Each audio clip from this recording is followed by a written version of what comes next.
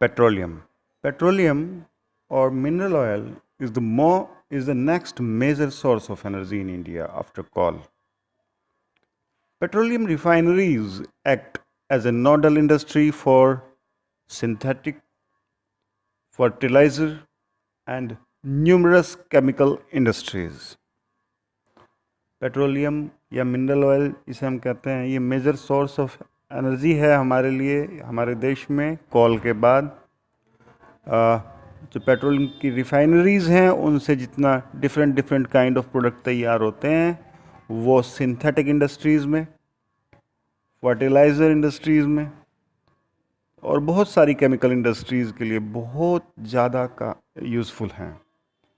The oil is preserved from rising or sinking by intervening non-porous layers inside the earth. भूमि की सतह के नीचे जहाँ पेट्रोलियम होता है उसको वह इस तरह से पाया जाता है कि जिस लेयर में पेट्रोलियम है उसकी नीचे की सतह नॉन पोरस सतह होती है और ऊपर वाली सतह भी नॉन पोरस होती है, यानी कि उसमें छिद्र नहीं होते। वह तेल जो है रिसके उसकी जो चट्टानें होती हैं उसकी निचली सतह पे और ऊपर वाली सतह पे भी वो कुछ इस तरह से होती हैं कि वहाँ से रिसाव करके पेट्रोलियम नीचे या ऊपर नहीं जा पाता, वहीं पे एक स्थान पर इकट्ठा पाया जाता है। अबाउट 63% जो इंडिया का पेट्रोलियम प्रोडक्ट है बेटा, वो प्रोडक्शन होता है मुंबई हाई से, 18% from Gujarat, 16% from Odisha. Total Bharat का जितना प्रोडक्शन है उसका 18% गुजरात से है और 16% आसाम से है। और डिफरेंट ऑयल फील्ड्स जो भारत में हैं वो आसाम में डिगबोई और नाहरकटिया में हैं, और गुजरात के अंदर अंकलेश्वर, खंबात, अहमदाबाद और कलोल ऑयल फील्ड्स, ये सारे ऑयल फील्ड्स बहुत इम्पोर्टेंट हैं। इसके बाद नेचुरल गैस। नेचुरल गैस एक important clean source of energy है जो हमेशा पाया जाता है पेट्रोलियम के साथ या कई बार पेट्रोलियम के अलावा भी पाया जाता है। It is used as a source of energy as well as industrial raw material in the petrochemical industry। ये भी एक इंडस्ट्रियल रॉ मटेरियल के रूप में यूज़ किया जाता है पेट्रोकेमिकल इंडस्ट्री में। जैसे पेट्रोलियम किया जाता था ऐसे ही इसका भी इस्तेमाल होता है, उसी के साथ में ये पाया जाता है कई बार अधिकतम। Fuel for the present century से, चूँकि इतना साफ फ्यूल है, इसका कार्बन एमिशन बहुत लो है, इसलिए हम प्रेजेंट सेंचुरी फ्यूल के नाम से इसको टर्म कर सकते हैं। अंडमान निकोबार आइलैंड्स जो हैं वहाँ लार्ज रिजर्व्स पाए जाते हैं नेचुरल गैस के, along with the Krishna Godavari basin and Mumbai high. Mumbai high और कृष्णा गोदावरी बेसिन में भी बहुत गैस पाई जाती है। 1700 kilometre long Hazira Bijapur Jagdishpur pipeline बनाई गई है जो Mumbai high oil and gas reserve को जोड़ती है, बसीन को जोड़ती है with the fertiliser and power industries. बहुत सारी जो फर्टिलाइज़र के कारखाने हैं उनसे और पावर इंडस्ट्रीज से जोड़ती है। Use of compressed natural gas for vehicles is gaining importance. हम देखते हैं day by day petrol pumps बन रहे हैं, गैस पंप्स बन रहे हैं सीएनजी के, और वो निश्चित रूप से बहुत बेनिफिशियल है। एडवांटेजेस ऑफ सीएनजी, ये एक सोर्स ऑफ एनर्जी है, इंडस्ट्रियल रॉ मटेरियल है पेट्रोकेमिकल इंडस्ट्रीज़ में। ये कम टाइम लगता है, एक सीएनजी पावर प्लांट बनाने में बहुत कम समय लगता है, और इसको गैस पाइपलाइंस के थ्रू ट्रांसपोर्ट करना बहुत आसान है। और चूँकि इसके अंदर से कार्बन एमिशन बहुत कम होता है, इसलिए ये एक बहुत क्लीन एनर्जी सोर्स है, राइट। अब हम देखेंगे need of energy conservation of energy resources, क्या नीड हमें है। देखिए, एनर्जी बेसिक रिक्वायरमेंट है इकोनॉमिक डेवलपमेंट के लिए, और most of the energy resources जो हमारे हैं वो लिमिटेड हैं, वो कुछ समय में ख़त्म हो जाएंगे। Industrialisation means modernisation, it means urbanisation. So the consumption of energy is steadily rising. देखिए जितना इंडस्ट्रियलाइजेशन बढ़ेगा, मॉडर्नाइजेशन बढ़ेगा, और उतना ही निश्चित रूप से शहरीकरण भी बढ़ेगा। तो इसी के लिए एनर्जी सोर्स जो है उसकी बहुत ज़्यादा ज़रूरत है, और वो बहुत तेज़ी से इंक्रीज हो रहा है। How can we conserve energy? We need to develop a sustainable path of energy use. हमें ज़रूरत है कि हम सस्टेनेबल एनर्जी डेवलपमेंट का तरीका अपनाएं, जुडिशियस यूज़ करें लिमिटेड एनर्जी रिसोर्सेज का। हमारे जो एनर्जी रिसोर्सेज हैं वो लिमिटेड हैं, वो रिप्लेनिश हो रहे हैं, और वो उन्हें रिप्लेनिश करना बहुत आसान नहीं है, इसलिए हमें जुडिशियली यूज़ करना चाहिए एनर्जी रिसोर्सेज का।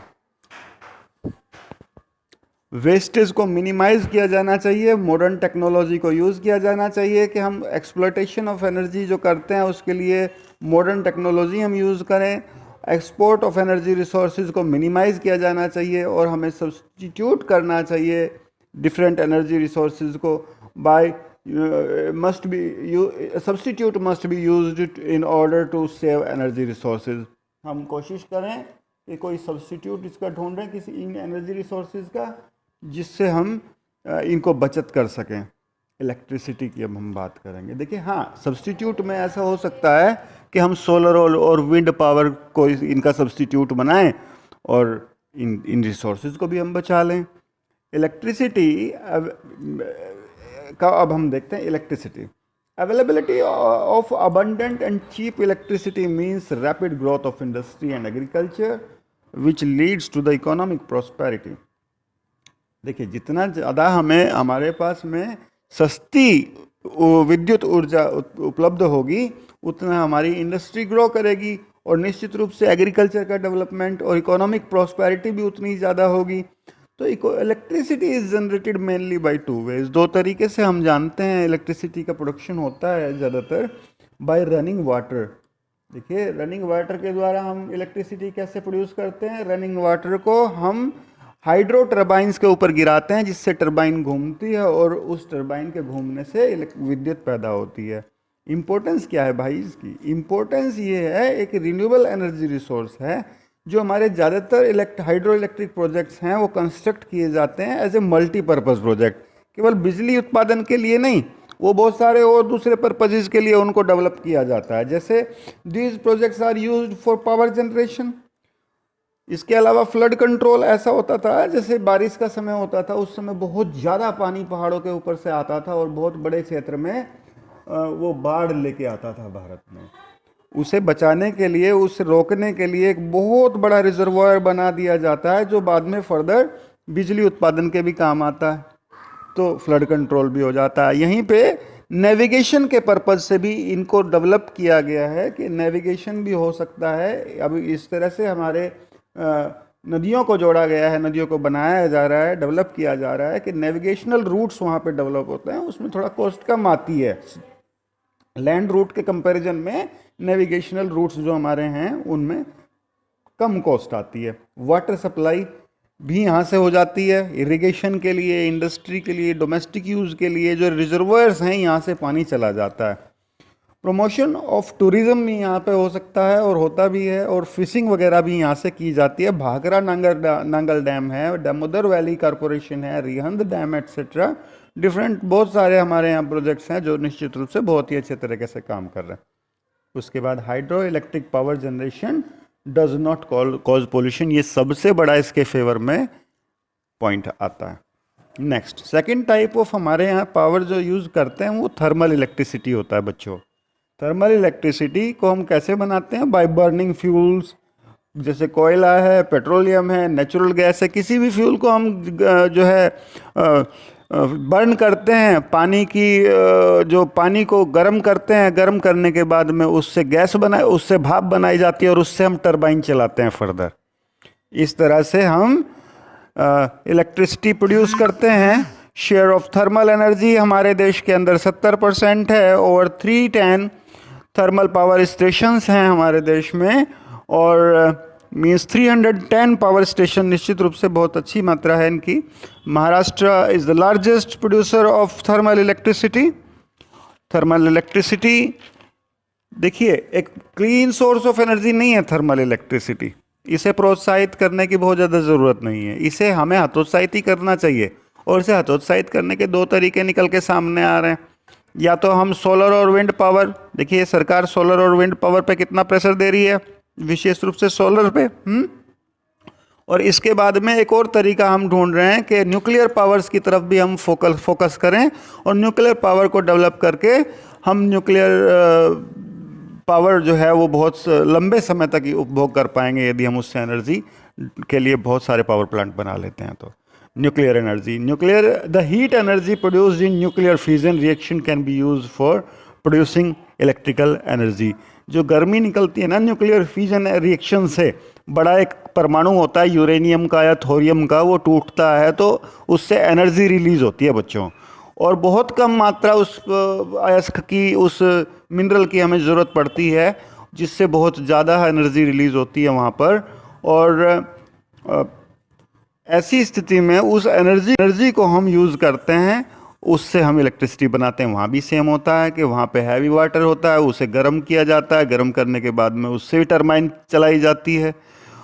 तो it is obtained from uranium and thorium. It contributes 2.9% of the total power generation. Currently it is very economical, बहुत ही फ़ायदेमंद है। So it is the energy of the future development. हम कह सकते हैं कि भविष्य के लिए हमारे देश में एक लंबे समय तक के लिए साधन हो सकता है ऊर्जा का। यूरेनियम और थोरियम जो है हमारे देश में बहुत ज़्यादा पाया भी जाता है, जादूगरों की खाने हैं। और uranium and thorium are found in Jharkhand, Rajasthan and Kerala, इन जगहों पे पाया जाता है।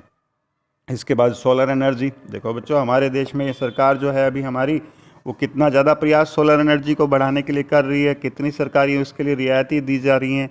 जो आइसोलेटेड गांव थे बहुत दूर दराज में, जहां बिजली पहुंचाना पिछले 50-60 साल में संभव ही नहीं हुआ था, वहां सोलर ग्रिड बनाकर और एनर्जी जो है वहां पे डेवलप की गई। सोलर पावर ग्रिड बना दी गई हैं, जिससे वहीं पे बिजली का उत्पादन होता है और वहीं पे उसका कंजम्पशन होता है। देखिए सोलर एनर्जी, ये एक ट्रॉपिकल कंट्री है इंडिया, यहाँ पे एनॉर्मस पॉसिबिलिटी है कि हम पावर एनर्जी जो है, ये सोलर पावर एनर्जी, इसको टैपिंग कर सकें, इसको हम बना सकें। फोटोवोल्टाइक टेक्नोलॉजी का यूज़ करते हैं इसमें हम। फोटोवोल्टाइक सेल को रख दिया जाता है जिस पर सूरज की धूप पड़ती है और वहाँ पे करंट जो है, जो उसमें उत्पादित होता है, बिजली का उत्पादन वहाँ होता है। Directly we can generate electricity from photovoltaic cells. It contributes in conservation and adequate supply of the manure in agriculture. जो हमारा जो उधर उपले इस्तेमाल होते थे, वो उपले की जगह भी इसका इस्तेमाल हो रहा है। देखिए सोलर ऐसा नहीं है कि सोलर फोटोवोल्टाइक सेल से हम बिजली बना रहे हैं। सिर्फ बिजली के अलावा यहाँ पे हमारे पास सोलर कुकर्स भी हैं, जिससे हम भोजन का उत्पादन कर पा रहे हैं। उससे हमारे उपलों की जो ज़रूरत है वहाँ पे ख़त्म हो गई, और उपलों की ज़रूरत ख़त्म हो गई तो उपलों से हम वहाँ पे फर्टिलाइज़र बना सकते हैं, जो बहुत निश्चित रूप से लाभकारी है, हेल्थ के मायने में भी और प्रोडक्शन के लिए भी। तो ऐसी जो हमारी सोलर एनर्जी है, निश्चित रूप से बहुत लाभकारी है। उसके बाद आता है wind energy, wind power. India का जो रैंक है विंड सुपर पावर के रूप में, हम कह सकते हैं वर्ल्ड में हम वर्ल्ड सुपर पावर हैं विंड के लिए। विंड जनरेशन में हम नंबर 1 कह सकते हैं अपने आप को। The largest wind farm cluster is located in Tamil Nadu. Tamil Nadu में बनाया गया है, नागरकोइल के पास। फ्रॉम नागरकोइल टू मदुरई ये बनाया गया है विंड पावर जनरेशन सिस्टम। और लार्जेस्ट विंड फार्म क्लस्टर जो है वहाँ पे, ये नागरकोइल और Jaisalmer are known for the effective use of the wind energy in our country. हमारे देश के अंदर नागरकोइल और जैसलमेर को हम विंड एनर्जी के लिए बहुत इफ़ेक्टिव यूज़ के लिए मान सकते हैं। अब उसके बाद आता है बायोगैस। देखिए शर्ब्स होती हैं, झाड़ियाँ होती हैं, जो हम हमारे खेतों में अवांछित झाड़ियाँ उगाती हैं ना वो। उसके बाद में फार्म वेस्ट होती हैं, खेती से जो बचा हुआ भूसा है, जो पेड़ का वो भाग है जिसे हम यूज़ नहीं कर रहे। एनिमल और ह्यूमस वेस्ट है, मनुष्य का जो वेस्ट स्क्रेटा निकलता है, एनिमल्स का जो स्क्रेटा है उसको यूज़ करते हैं। देखिए गोबर वगैरह को हम यूज़ करते हैं बायोगैस के लिए, डोमेस्टिक कंजम्पशन के लिए हम उसको रूरल एरिया में यूज़ कर सकते हैं। बायोगैस प्लांट जो है उसमें कैटल डंग इस्तेमाल होता है, और आर नॉन एज द गोबर गैस प्लांट। इसको हम गोबर गैस प्लांट भी के नाम से भी जानते हैं। भारत में बहुत समय से हम उसे प्रचलित में देख रहे हैं। It improves the loss of trees. इससे क्या लाभ है भाई?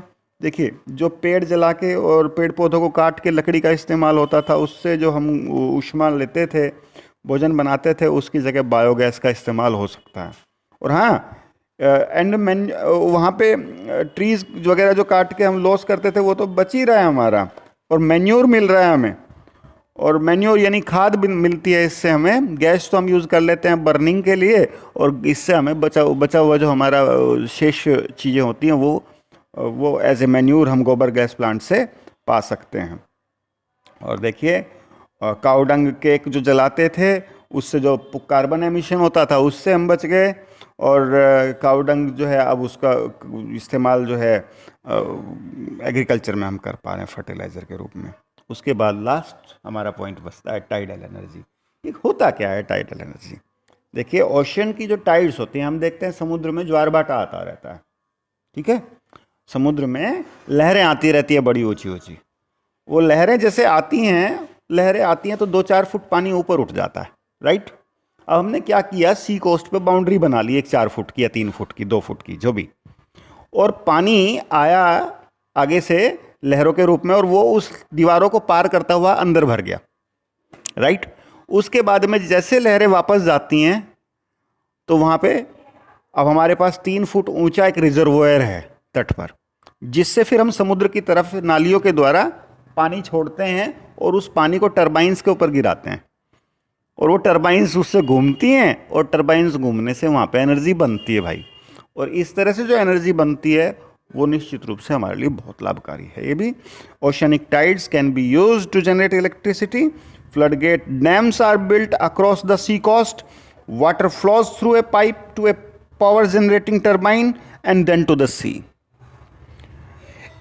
A 900 megawatt tidal energy power plant is set up in the Gulf of Kutch. Gulf of Kutch, Kutch की खाड़ी में बनाया गया है by National Hydro Power Corporation. National hydro power corporation इसके लिए काम कर रही है। देखिए, ये सारे हमारे टॉपिक्स हो गए इसमें बच्चों, लेकिन एक एनर्जी रह गई, एक एनर्जी सोर्स, वो मैं आपको बताता हूँ। जियोथर्मल एनर्जी होती है। जियोथर्मल एनर्जी बच्चों क्या होती है? ज़मीन के नीचे काफ़ी गहराई में, ज़्यादा नहीं, कई जगह ऐसी हैं जहाँ सतह के आसपास भी हमें गर्म पानी मिल जाता है। हॉट वाटर रिजर्वायर्स हैं हमारे देश में भी, और इवन हॉट वाटर के स्प्रिंकलर्स हैं। गर्म पानी क्या होता है कि ज़मीन में जहाँ गर्म पानी चट्टानों के बीच में फंसा रह गया, और नीचे से वहाँ पे भूगर्भीय ऊष्मा ज़्यादा है, एनर्जी निकल रही है, वहाँ से गर्मी निकल रही है, तो उस जगह पे क्या होता है, पानी गर्म हो जाता है वो चट्टानों के बीच में। और कई बार वो इतना प्रेशर बन जाता है चट्टानों के बीच में कि वो फुहारे के रूप में बारीक से रास्ता बना के ऊपर की तरफ आता है और फुहारे की तरह बरसता है, राइट। तो अब उसके लिए सोचा गया कि ये जो पानी का प्रेशर है, क्यों ना हम इसे इलेक्ट्रिसिटी बनाने के लिए यूज़ करें। तो जो अंडरग्राउंड वाटर है उसे सतह पर लाकर और उससे टरबाइन वहाँ पे घुमाई जाती है। ठीक उसी तरह से जैसे हम पानी को गर्म करके चला रहे थे, भाप से जो टरबाइंस घूम रही थी, और उस टरबाइंस को घुमाने के बाद उसको वापस हम अंडरग्राउंड उन्हीं क्रेवाइसिस में, उन्हीं दरारों में भेज देते हैं जहाँ से वो आता है, और ये सर्कुलेशन लगातार चलता रहता है। मोटर के द्वारा नीचे भेजा, नीचे से वापस ऊपर आ गया गर्म होने के बाद में, और गर्म होने के बाद में फिर उसने टरबाइंस को घुमाया। इस तरह से हम उस पानी को, जो थर्मल एनर्जी है, जो ज़मीन के नीचे एनर्जी है, जियोथर्मल एनर्जी को हम यूज़ कर लेते हैं और इलेक्ट्रिसिटी का डेवलपमेंट करते हैं। बहुत सिग्निफिकेंट नहीं है, बहुत ज़्यादा अभी कारगर नहीं है, लेकिन ये तरीका भी उपलब्ध है। थैंक यू सो मच, धन्यवाद।